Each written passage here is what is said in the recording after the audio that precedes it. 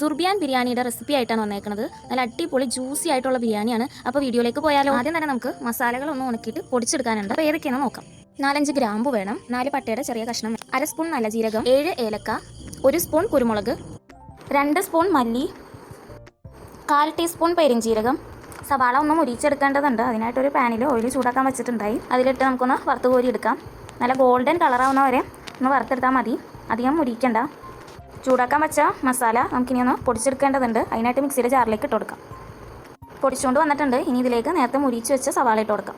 ഇനി ഇതിലോട്ട് 50 ഗ്രാം ഇഞ്ചി, 50 ഗ്രാം വെളുത്തുള്ളി ഇട്ട് കൊടുത്ത് നമുക്കൊന്ന് അരച്ചെടുക്കാം. അരച്ചുകൊണ്ട് വന്നിട്ടുണ്ട്. ഇതേപോലെ അരച്ചെടുക്കണം. ഇനി നമുക്ക് പാനിലോട്ട് ചിക്കൻ ഇട്ട് കൊടുക്കാം. ഇതിലേക്ക് നേരത്തെ അരച്ച് വെച്ച ആ മസാലക്കൂട്ട് ഇട്ട് കൊടുക്കാം.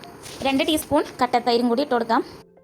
1/2 ടീസ്പൂൺ മഞ്ഞൾപ്പൊടി, 1/2 ടീസ്പൂൺ മുളക് പൊടി, 1/2 ടീസ്പൂൺ ഉപ്പ് ഇതുകൂടി ഇട്ട് നമുക്ക് ചിക്കനിലോട്ട് തേച്ച് പിടിപ്പിച്ച് കൊടുക്കാം. 1/2 കപ്പ് വെള്ളം കൂടി ഒഴിച്ച് കൊടുക്കാം. 3 ഉരുളക്കിഴങ്ങ് അരിഞ്ഞതും കൂടി ഇട്ട് കൊടുക്കാം. തീ എത്തിച്ച് കൊടുക്കാം. 2 സ്പൂൺ ഓയിലും കൂടി ഒഴിച്ച് കൊടുക്കാം. വെള്ളം വെച്ചിട്ടുണ്ട്. അതിലേക്ക് ഒരു പട്ട, 2 ഏലക്ക, 3-4 ഗ്രാമ്പൂ, പെരിഞ്ജീരകം, 2-3 കുരുമുളക്, 1 ടീസ്പൂൺ ഉപ്പ്, ഒരു കറുത്ത നാരങ്ങ. ഇതൊന്ന് തിളച്ച് വരട്ടെ. തിളച്ച് വന്നിട്ടുണ്ട്. ഇനി ഇതിലേക്ക് നേരത്തെ കുതിർക്കാനിട്ട് ബസ്മതി റൈസ് ഇട്ട് കൊടുക്കാം.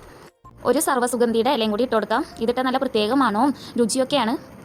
2 സ്പൂൺ ഓയിലും കൂടി ഒഴിച്ച് കൊടുക്കാം.